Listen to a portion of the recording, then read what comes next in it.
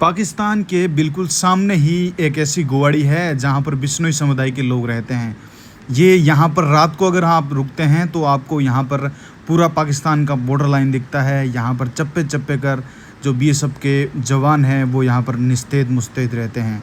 सर्दियों के टाइम में ये वीडियो बनाया गया था। वीडियो थोड़ा देर से लेट किया गया है अपलोड, लेकिन आइए हम आपको बताते हैं कि यहाँ पर आज भी इस आधुनिकता के दौर में लोग किस प्रकार से इन पूरे कच्चे झोंपों के अंदर रहते हैं और जो जीवन है उनका वो 100 साल मतलब लंबा है। किसी भी प्रकार की कोई रोग नहीं है, किसी भी प्रकार का कोई जो है इस प्रकार सा मतलब ये चीज़ें नहीं हैं।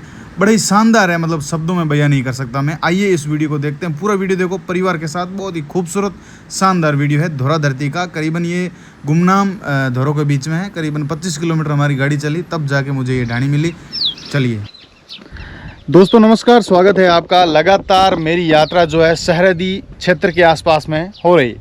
भारत और पाकिस्तान सीमा के आसपास में रहने वाले हिंदू और मुस्लिम समुदाय के लोग बड़े ही खुश हैं। रेगिस्तान के इस तपते इलाकों के अंदर कुछ ऐसी ढाणियाँ हैं जहाँ पर हम जब यहाँ पर आते हैं तो 100 साल पुराने कल्चर को देखने को मिलता है। ऐसे ही मैं आपको जो है आज एक खूबसूरत ढाणी है जो बिश्नोई समुदाय की है। यहाँ पर रहने वाले ये लोग बड़े खुश हैं और इनके देखिए पुराने कच्चे गोबर से बने हुए झोंपे और इसके अंदर रहने वाले ये लोग और इनकी उम्र 100 साल है। यहाँ पर ये लोग इतने खुश हैं कि आप शहरों में जब भी हैं तो आपके पास चाहे करोड़ों रुपए हैं, लेकिन भाई इनका जीवन जो है अरबों रुपए का है। आपका शुभ नाम क्या है? मेरा नाम हरिराम है। हरिराम जी, क्या बात है। हरिराम जी, ये ढाणी जो है कितनी पुरानी है? सबसे पहले तो ये बताइए। ये ढाणी आज से 25-26 साल पुरानी है। 25-26 साल पुरानी है। हाँ। इसको गोबर से फिर आप तैयार करते हो। हाँ। मिट्टी भी मिलाते होंगे इसमें, तो ये सारा काम महिलाएं करती है? महिलाएं करती है। हाँ। तो आपने एक ये पीछे झोंपड़ा बना रखा है। हाँ। इस साइड में एक झोंपड़ा और बना रखा है। हाँ। इसको क्या बोलते हैं? इसको संपरा बोलते हैं। और इस साइड में ये छोटी सी चीज है, ये भी मतलब पड़वा हो गया जैसे, है ना? हाँ। यहाँ पे आप थोड़ा इधर आएंगे और मैं आपसे बातचीत करूंगा। ये जो शहरों में रहने वाले जो लोग हैं, हाँ, कोठी बंगले वाले, उनका जीवन और आपका जीवन का विश्लेषण करके बताएं कि भाई हमारा जीवन इस प्रकार से है। देखो, वो तो शहरों के अंदर रहते हैं, पैसा होते हैं, कोठियाँ बनाते हैं बड़ी बड़ी। हमारे पास पैसे कम है, कच्चे झोंपड़े रहते हैं। लेकिन ये मौसम के अनुसार कच्चे झोंपड़े सही रहते हैं। गर्मी के अंदर ठंडा रहता है और ठंड के अंदर गर्म भी रहता है जी। हाँ बिल्कुल। और इसका ये तो अनहन हो सकती है, आग दाग दी, उनसे डर लगता है। और नहीं तो कच्चे घर तो ऐसे सही है। इसकी मेहनत बहुत करनी पड़ती है। हर साल तो इसके ऊपर नया लगाना पड़ता है सज। बार बार महिलाओं को गोबर से नीपना पड़ता है। पक्का होता है तो ये रामायण नहीं होती है जी। हाँ। अब जैसे आपके पास कितनी गायें हैं? माल मवेशी धन माल कितना है? गायें तो मेरे पास 20 गायें हैं। 20 गायें, छोटे बड़े 20 गायें। मतलब बिश्नोई जो होते हैं, बिश्नोई समुदाय के लोग, वो खेजड़ियों से और हरे मतलब जो वृक्ष होते हैं उनसे, पशुओं से इतना प्रेम क्यों करते हैं? क्योंकि हमारे गुरु जम्बेश्वर भगवान का क्या हुआ है 29 नियम, उसके अंदर क्या हुआ है कि जीव दया पालनी रोग लीला नहीं घावे, अदर जरे जीवित मरे वहाँ स्वर्ग ही पावे। जम्बेश्वर भगवान के नियमों के अनुसार हम क्या करते हैं, हरे वृक्ष को और पशुओं को रखते हैं जी। और हमने ये भी सुना है कि अगर आपके पास आपके गांव में, हालांकि हो सकता है आपका पीछे से कौन सा गांव है? पीछे से जाम्बुला गांव है, तो वहाँ पे आपके हो सकते हैं मतलब बिल्डिंगें होगी, आपके पक्के घर होंगे, लेकिन आप लोग जो है ऐसे खूबसूरत घास फूस के बने हुए झोंपे में रहते हैं क्योंकि इससे उम्र जो है अच्छी निकलती है, स्वस्थ जीवन निकलता है। आपकी महिलाओं की अगर जब बात आती है तो कहते हैं कि अमृताबाई जो है 363 खेजड़ियों के पीछे जो शहीद हुई थी, उनका नाम सबसे पहला आता है। ऐसी वीर भूमि है हमारी राजस्थान की धरा धरती, और उसमें से मात्र 500 साल पुरानी जो आपके बिश्नोई पंथ की जो ये परंपरा चली आ रही है, कम ही समय में आपने देश और दुनिया में जो है अपना नाम कमाया है अपने जो गुणकिश नियमों को लेकर। तो हमारे पूर्वजों ने कमाया है। क्या कहना चाहेंगे कि आप इस रेगिस्तान में रहते हैं और शहर के लोग कहते हैं कि रेगिस्तान के अंदर रहने वाले लोग बहुत गरीब होते हैं, इनके पास कुछ नहीं होता, लेकिन रेगिस्तान में आप रहते हैं तो आपको यहाँ क्या क्या चीजें मिलती हैं? रेगिस्तान के लोग गरीब नहीं होते। रेगिस्तान के अंदर पहले तो खान पान बहुत शुद्ध रहते हैं। देसी सांगरी मिलती है खेजड़ियों की अभी, और देसी केर मिलते हैं, और बरसात के मौसम में देसी काचर मिलते हैं, हरी सब्जी मिलती है देसी, तो यहाँ हम सब देसी चीज़ खाने वाले हैं। रेगिस्तान के अंदर है वो मिलावटी कोई नहीं खाते हैं, अपने शुद्ध गाय का घी दूध खाते हैं, देसी चीज़ मिलती है सभी को, इसीलिए उसकी थोड़ी। आज के इस ज़माने के अंदर बिना मिलावट की कोई ऐसी चीज़ नहीं है, लेकिन आप आज भी मिलावट से कोसों दूर हैं। हम बहुत कोसों दूर, क्योंकि हम बाजार से चीज़ें बहुत कम खरीदते हैं, खुद उगाते हैं। बाजार के ही अंदर देश मिलावट होती है, हम खुद उगाते हैं, बनवाते हैं, उसके अंदर मिलावट होती है। आपका शुभ नाम क्या बताया था? हरिराम। हरिराम जी, आप कौन से बिश्नोई हैं? सियाग बिश्नोई हैं। हरिराम जी, वो जो सामने आपका झोंपड़ा है, उस झोंपड़े में आप क्या क्या चीज बनाते हो? रसोई कौन सी है आपकी? वही है रसोई। चलिए आज हरिराम जी की रसोई देखते हैं और आपको बताते हैं कि यहाँ पे अगर मैं पहली नजर मारूं तो इसे पिंजरा बोलते हैं। हाँ। मेहमानों के लिए झोंपड़ा है। हाँ। इस साइड में इनकी रसोई है और ये देखिए ठंडी मटकी के ऊपर आपने जो है बोरी लगाई है ताकि मटकी जो है पानी इसके अंदर ठंडा रहे। इस साइड में ये भी एक छोटा सा जो है हल्का सा एक छाया कर रखी है ताकि यहाँ पर आप बैठ कर आराम करें। इस साइड में बहुत सारे बर्तन पड़े हुए हैं और इस साइड में ये जो है बिलौना आज भी अपने हाथों से करते हैं। इस वीडियो को देखकर आप अंदाजा लगा लीजिए कि धौरा धरती में रहने वाले ये सब लोग जो हैं, खासकर हिंदू समुदाय के लोग, इस रेगिस्तान के इलाकों में, बॉर्डर के सरहदी इलाकों में पूरी की पूरी ज़मीनों को आबाद कर दिया है। यहाँ पर इनकी इतनी मेहनत और इनकी हौसले और जज्बात को देखते हुए इस सुनसान और वीरान रेगिस्तान को, इतना वीरान था जहाँ पर आज हरियाली दिखती है, आपको हरे भरे खेत दिखते हैं, गायें, पशु माल, धन मवेशी दिखते हैं, बड़ी बड़ी डिग्गियाँ दिखती है। और इसका कारण है इनकी ईमानदारी, नेकी और साथ ही साथ इनकी जो है खरी कमाई और कठिन परिश्रम।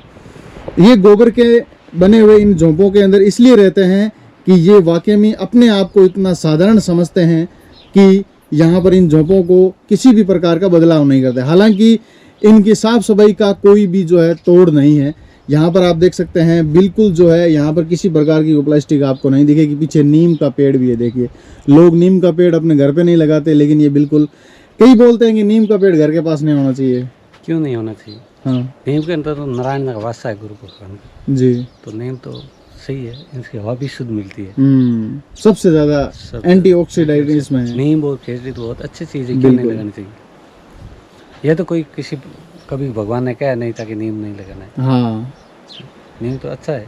एक चीज मैं आपसे और पूछूंगा, आप इतनी अच्छी बातें कर लेते हो और आप इस रेगिस्तानी धोरा में रहते हो, तो इतनी जानकारी आपको कैसे, मतलब बोलने का बड़ा तरीका है आपको? बोलने का तरीका कुछ नहीं है। हाँ जी।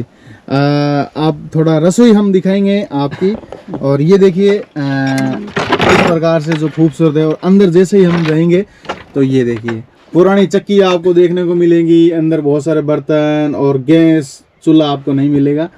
लकड़ियों से बने हुए खाने की होड़ यहाँ पर नहीं होती।